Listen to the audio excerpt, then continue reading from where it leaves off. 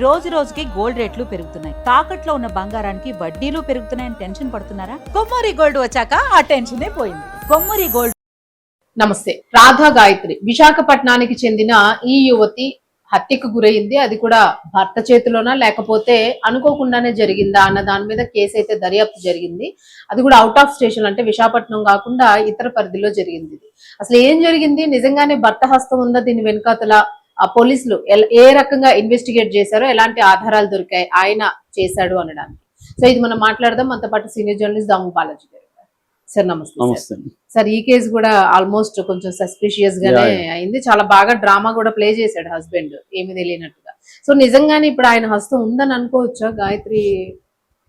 అంటే ఇప్పటి వరకు ఏం జరిగింది, రెండు వెర్షన్లు ఏంటి, హస్బెండ్ వెర్షన్ ఏంటి, ఇటు అమ్మాయి వాళ్ళ తల్లిదండ్రులు కావచ్చు, వాళ్ళ ఫ్రెండ్స్ కావచ్చు, వాళ్ళ వెర్షన్ ఏంటి, మూడోది పోలీసుల వెర్షన్ ఏంటి, ఈ కేసు ఫర్దర్ గా ఎలా ముందుకెళ్లే అవకాశాలు ఉన్నాయి, ఈ విషయాల గురించి మాట్లాడుకున్నాం. ముందుగా హస్బెండ్ వెర్షన్ చెప్పుకోవాలంటే 14వ తేదీ, ఈ మంత్ 14వ తేదీ ఆదివారం సాయంత్రం 11:30 గంటల ప్రాంతంలో వీళ్ళు ముస్సోరికి వెళ్ళారు. ఆ ముస్సోరి ధనోల్తి అనే ఒక హైవే ఉంటుంది. ఆ హైవే దగ్గర తిప్రిదర్ అనే ఒక చోట కియాన్ హోమ్ స్టే, దాని పేరు బ్లిస్, ఆ హోమ్ స్టేలో వీళ్ళు దిగారు. 2 రూమ్ తీసుకున్నారు. ఆ తర్వాత కేక్ కట్ చేశారు, ఎందుకంటే ఈ అబ్బాయి బర్త్డే అనమాట. 15th కేక్ కట్ చేశారు. దాని తర్వాత రెడ్ వైన్ తాగారు. దాదాపు 3:30 వరకు వాళ్ళు ఈ పని, అంటే 12కి కేక్ కట్ చేసుకుని అక్కడ నుంచి మళ్ళీ మెల్లగా డ్రింక్ స్టార్ట్ చేసి 3:30 వరకు వాళ్ళు ఉన్నారు. దాని తర్వాత 3:30కి పడుకున్నారు. మార్నింగ్ 6:30 ఆ ప్రాంతంలో ఈ అబ్బాయికి మెలకు వస్తే తన మీద అమ్మాయి పడి ఉంది నగ్నంగా. చూస్తే బ్లడ్ అంతా ఉంది. దాంతో అతను గట్టి కేకలేసి వీళ్ళని పిలిచాడు, హోమ్ స్టే వాళ్ళని. అరౌండ్ 6:37 ఆ ప్రాంతంలో వాళ్ళు వచ్చి చూస్తే నగ్నంగా ఉంది అమ్మాయి. వాళ్ళు క్లాత్ అది కప్పారు. కప్పిన తర్వాత వాళ్ళు అంబులెన్స్కి, పోలీసులకి, ముస్సోరి పోలీసులకి ఫోన్ చేశారు. 7:30 ఆ ప్రాంతంలో ముస్సోరి పోలీసులు బయలుదేరి వచ్చారు. వచ్చి అక్కడ అంబులెన్స్తో పాటు కలిసి వచ్చారు. అంబులెన్స్లో ఉన్న ఫార్మసిస్ట్ ఈ అమ్మాయిని చెక్ చేసి చనిపోయిందని చెప్పారు. దాంతో వాళ్ళు అక్కడ నుంచి తీసుకెళ్ళి కరోనేషన్ హాస్పిటల్ అని ఉంది డెహ్రాడూన్లో ఉన్న కరోనేషన్ హాస్పిటల్లో పోస్ట్ మార్టంకి ఇచ్చారు. దాని తర్వాత ఇక్కడున్న వస్తువుల్ని స్వాధీనం చేసుకున్నారు. వాళ్ళకి వస్తువులు ఏంటంటే 2 లిక్కర్ బాటిల్స్, తర్వాత కేక్కి సంబంధించిన ప్యాకెట్, అది శాంపుల్స్, దాని తర్వాత మెడిసిన్స్ ఉన్నాయి. ఇవి ప్రధానంగా. అట్లాగే బ్లడ్, ఈ బట్టలు, ఇవన్నీ వాళ్ళు తీసుకున్నారు సైంటిఫిక్ ఎవిడెన్స్ కోసం. సో పోస్ట్ మార్టం జరిగింది. పోస్ట్ మార్టంలో ఎక్స్టర్నల్ గాయాలు ఏమీ లేవు ఆమెకి. అయితే ఇంటర్నల్గా ఏం జరిగింది అనేది కూడా చెప్పలేకపోతున్నారు. అందుకని విసరాని టాక్సికాలజీకి పంపించారు. అలాగే మిగతా శాంపుల్స్ అంతా కూడా FSLR, ఫోరెన్సిక్ సైన్స్ ల్యాబ్కు పంపించారు. సో అప్పుడు 8 గంటల ప్రాంతంలో మార్నింగ్ ఈ అబ్బాయి వీళ్ళకి ఈ అమ్మాయి వాళ్ళ తల్లిదండ్రులు సుధాకర్ సత్యవతి, గాయత్రి పాప పేరు సత్యవతి, వీళ్ళిద్దరికి ఇన్ఫార్మ్ చేశారు. వీళ్ళిద్దరికి ఇన్ఫార్మ్ చేసినాక వీళ్ళిద్దరు వెళ్ళారు. అట్లాగే ఆ అబ్బాయి వాళ్ళ నాన్న దుర్గాప్రసాద్, వాళ్ళ మదరు, వాళ్ళందరూ కూడా ఢిల్లీ నుంచి వచ్చారు. సో అప్పుడు వీళ్ళు ఆరోపించలేదు కూతుర్ని చంపినట్టుగా, అప్పుడేమి వీళ్ళు కూడా ఆరోపించలేదు. వీళ్ళు వెళ్ళేసరికి పోస్ట్ మార్టం అయిపోయింది. సో అప్పుడు మాకు ఎలాంటి అనుమానం లేదన్నారు. అప్పుడు ఒక వెర్షన్ ఏమొచ్చిందంటే, ఈ అమ్మాయికి ఆల్రెడీ లో బీపీ ఉంది, లో బీపీ ట్యాబ్లెట్లు వేసుకుంటుంది.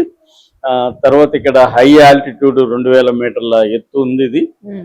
సో ఈ alcohol, low BP, high altitude కలిసి ఆ అమ్మాయికి ఏమైనా జరిగి ఉండొచ్చు అనేది వచ్చింది ఫస్ట్లో. దాన్ని అనుమానాస్పద మృతిగా ఫస్ట్ అక్కడ ముస్సోరి పోలీసులు నమోదు చేసుకొని విచారించడం మొదలుపెట్టారు. సో ఇది ఈ అబ్బాయి జరిగిన విషయాలు. అయితే తర్వాత వీళ్ళ తల్లిదండ్రులు గట్టిగా, అంటే జూన్ 18, 19 ప్రాంతంలో, అంటే బాడీని ఇక్కడికి తీసుకొచ్చినాక వైజాగ్కి, ఈ అబ్బాయి కూడా ఇక్కడికి వచ్చాడు. లాస్ట్ రైట్స్, అంతిమ సంస్కారానికి ఈ అబ్బాయి కూడా వచ్చాడు. వచ్చిన తర్వాత అప్పుడు వీళ్ళు ఆరోపించడం మొదలుపెట్టారు, ఎవరు అమ్మా నాన్న.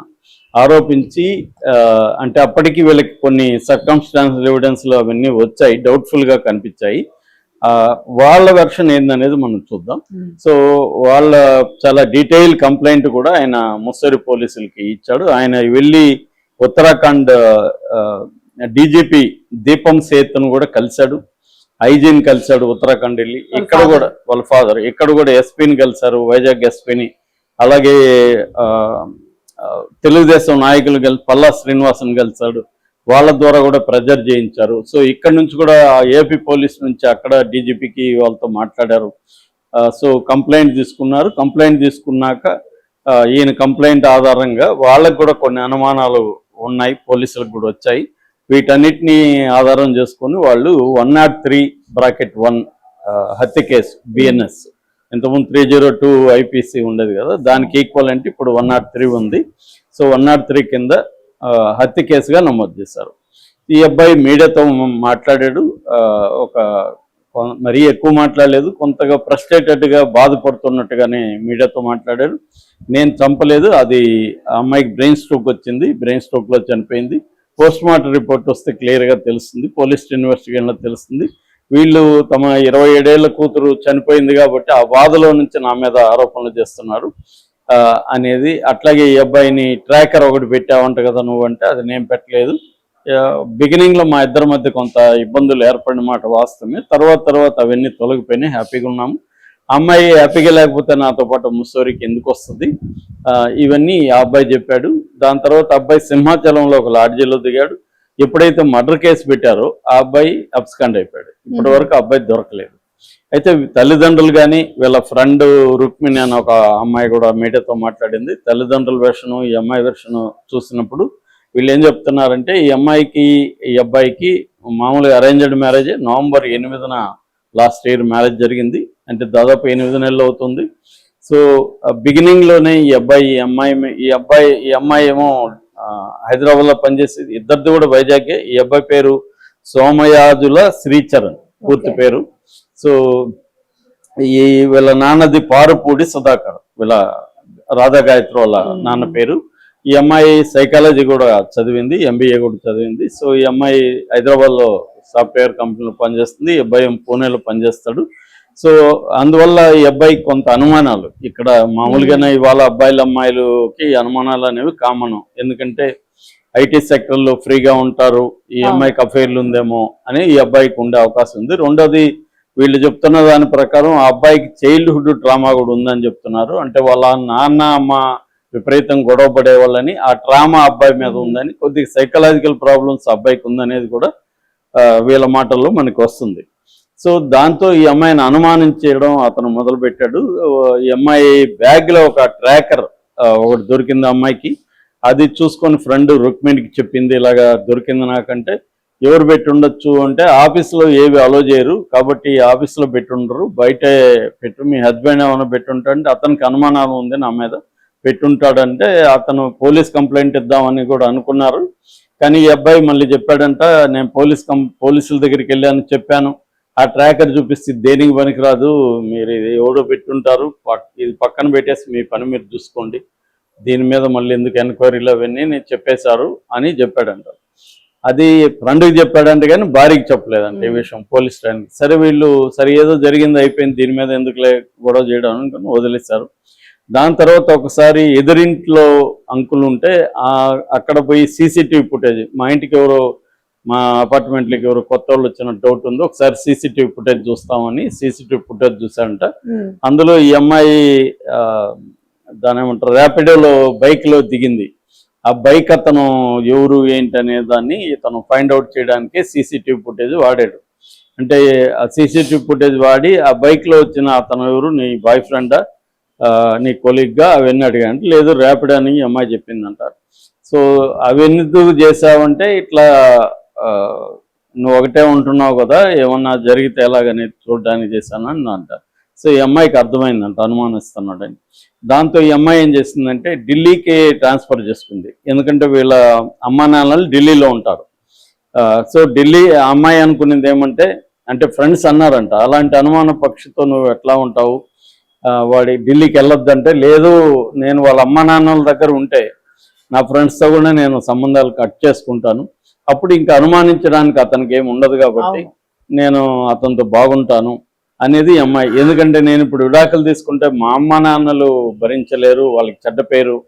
ఎందుకంటే అమ్మ నాన్నలకి ఈ విషయాలు తెలిసినా వాళ్ళు సర్దుకుపోవమ్మా, ఇవన్నీ కామనే, మగవాడన్నాక ఈ కాలంలో అనుమానాలు కామనే, నువ్వే కొంత అడ్జస్ట్ చేసుకొని వెళ్ళు అనేది వాళ్ళు జనరల్గా వాళ్ళ ఉన్న పేరెంట్స్ లాగే వాళ్ళు కూడా చెప్పారు.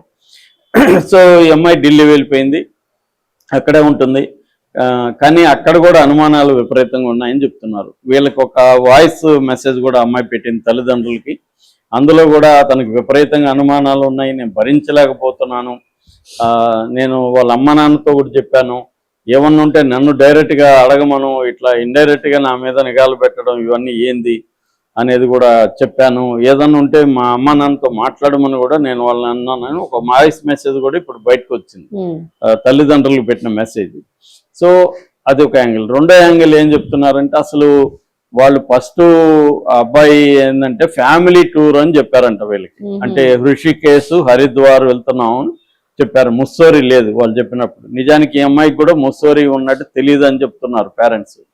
సో తెలియకుండా సర్ప్రైజ్ అన్నట్టుగా తీసుకెళ్ళాడు ఈ అమ్మాయిని. అక్కడికి తీసుకెళ్ళినాక చెప్పాడు మనం ముస్సోరీ వెళ్తున్నాం కాబట్టి ఆ అమ్మాయికి కూడా తెలియదు, తెలిసింటే మాకు చెప్పేది. సో ఆ అమ్మాయికి కూడా ముస్సోరీ అని తెలియదు అని చెప్తున్నారు. రెండోది ఏమంటే విడాకులు ఇమ్మని అతను ప్రెజర్ చేస్తున్నాడు అనేది ఇంకొక యాంగిల్. ఇంకొక పాయింట్ ఏంటంటే 15th ముస్సోరీలో ఒక అడ్వకేట్ అపాయింట్మెంట్ కూడా ఇతను తీసుకున్నాడు. ఎందుకు తీసుకున్నాడు అనేది వీళ్ళకి అనుమానం.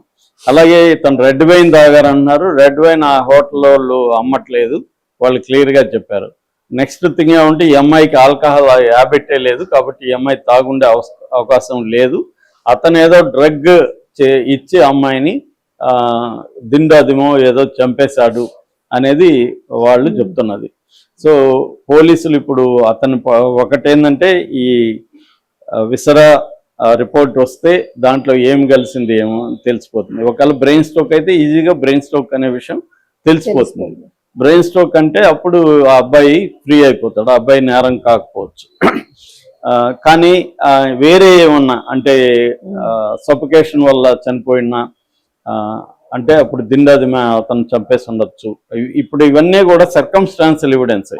ఈ అంటే ఈ ట్రాకర్ పెట్టడం, ఈ అమ్మాయికి తెలియకుండా అక్కడికి వెళ్ళడం, ఇవన్నీ కూడా కోర్టులో మర్డర్ని ప్రూవ్ చేయాలంటే ఏంటంటే ఒకటి ఆ అమ్మాయి కాజ్ ఆఫ్ డెత్ తెలియాలి క్లియర్ గా.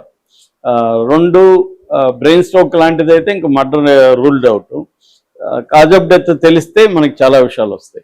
నెక్స్ట్ ఏంటంటే ఈ అబ్బాయిని తీసుకెళ్లి ఇంట్రాగేట్ చేయాలి. ఇంట్రాగేట్ చేస్తే మామూలుగానే పోలీసులు ఇంత పెద్ద స్థాయిలోకి వెళ్ళింది కాబట్టి, ఈయన ఎక్స్ మిలిటరీ కాబట్టి పెద్ద స్థాయిలో సీరియస్ గా తీసుకున్నారు కాబట్టి ఖచ్చితంగా పోలీసులు అతన్ని కొడతారు. ఆ టైంలో ఏమన్నా అతను కన్ఫెస్ చేస్తే ఆ ఒక్కడికి దాన్ని బట్టి కొంత కేసు మనకు ముందు క్లారిటీ వస్తుంది. కాకపోతే అది కూడా మళ్ళీ కోర్టులో నిలవదు. కన్ఫెస్ని కూడా కోర్టులో కన్ఫెస్ చేయాలి. అది చేయకుండా పోలీసుల దగ్గర చేస్తే కూడా కేసు నిలబడడం కష్టమే. కాకపోతే ఇప్పుడు తల్లిదండ్రులు కూడా మంచి పోరాడే మూమెంట్ లోనే ఉన్నారు, గట్టిగా స్ట్రాంగ్ గా ఉన్నారు. మా కూతుర్ని అతనే చంపేస్తాడని గట్టిగా నమ్ముతున్నారు. అయితే మనం నిర్ధారించలేం, ఎందుకంటే ఇది పోలీసులు తేల్చాల్సిన విషయం. ఇవన్నీ కూడా ఇప్పుడు చెప్తున్నవన్నీ కూడా ఇవాళ అనేక జంటల మధ్య ఉన్న గొడవలే. అనుమానాలు ఉండడం, ట్రాకర్లు పెట్టడం, ఇవన్నీ వెరీ వెరీ కామన్. ఇవాళ ట్రాకర్లు పెడతారు, వాళ్ళ ఫోన్లో స్పై యాప్ వేస్తారు, ఇవన్నీ జరుగుతాయి. ఇవన్నీ జరిగినంత మాత్రం చంపేశాడనేది చెప్పలేం. చంపేశాడనేది చెప్పడానికి ఏంటంటే పోలీసులు వితౌట్ డౌట్ నిరూపించాల్సిన అవసరం ఉంటది. అది జరుగుతుందా లేదా అనేది చూడాలి. అయితే ఈ అబ్బాయి అప్స్కాండ్ లో ఉన్నాడు. సింహాచలం లాడ్జ్లో నుంచి ఈ అబ్బాయి ఏంటంటే మర్డర్ కేసు పెట్టారని తెలియడంతో భయపడి వెళ్ళిపోయింటాడు. సో అతనైతే పట్టుకోగలరు వీళ్ళు. పట్టుకున్నాక కన్ఫెషన్ ఏమైనా ఇస్తాడా, తర్వాత ఈ లోపల ఈ ట్యాక్స్ కాలేజీ వీటిలోంచి కాజ్ ఆఫ్ డెత్ తెలియాలి ముందు. అన్నిటికంటే ఇంపార్టెంట్ కాజ్ ఆఫ్ డెత్ తెలియాలని. అది తెలిస్తే గానీ ముందుకెళ్ళదు. అదే మనం చాలాసార్లు అనుకున్నట్టు ఆల్రెడీ ఇప్పుడు 1 వీక్ దాటింది కేసు. ఇప్పటి వరకు టాక్స్ కాలేజీ రాలేదు, ఇది రాలేదు. మనకేందంటే చాలా కేసుల్లో ఇక్కడే ఆగిపోతున్నాయి. అంటే FSL దగ్గర కాజ్ ఆఫ్ డెత్లు వీటి దగ్గరే మన కేసుల్లో చాలా వరకే ఆగిపోవడం లేకపోతే లేట్ అయిపోవడం, తర్వాత అసలు ఆ కేసు ఏమైందో తెలియకపోవడం, ఇలాగ చాలా జరుగుతున్నాయి. ఇదైతే తల్లిదండ్రులు ఇప్పుడు గట్టిగా ఉన్నారు కాబట్టి వీళ్ళు బాగా ఫోర్స్ తెచ్చే అవకాశం ఉంది. పైగా డీజీపీ స్థాయిలో, ఉత్తరాఖండ్ డీజీపీ స్థాయిలోకి వెళ్ళింది కాబట్టి కొంత అర్జెంటుగానే చేసే అవకాశాలు కనిపిస్తూ ఉన్నాయి. ఓకే.